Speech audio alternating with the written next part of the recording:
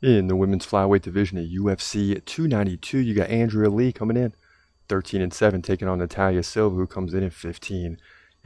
This is American versus Brazilian. Andrea Lee, 2 inches taller at 5'6", but she's 34 years old, coming out of her prime, or right at her prime. Natalia Silva is entering her prime at the age of 26, right? So that's always going to be a factor. Experience versus a little inexperience, even though they both have about 20 professional fights. Now, Andrea Lee has a 5-inch reach advantage. Andrea Lee fights right-handed. Silva fights left-handed. Silva lands 5.5 significant strikes per minute to 5.1 for Andrea Lee. But Andrea Lee is stronger in terms of the takedown game. 2 every 3 rounds, where Silva lands about 1 every 3 rounds. Andrea Lee, 54% takedown defense. That's not great.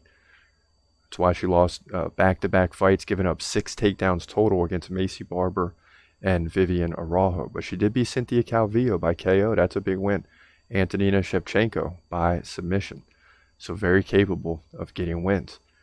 Now, on the other hand, Silva, 92% takedown defense. So that'll keep her with the ability to have the fight standing if she chooses to do so. She's coming off 3 wins in the UFC, all 3, or 3 fights and 3 wins. Victoria Leonardo, KO. Teresa Blado, KO.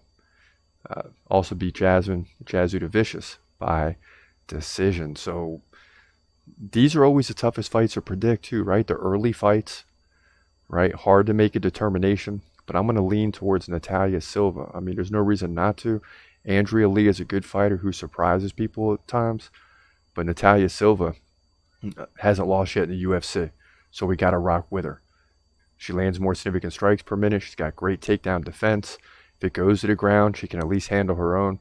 So the odds would tell me Natalia Silva has a good chance to win this fight, likely by decision, to move to 16-5 here. Women's flyweight division, UFC 292.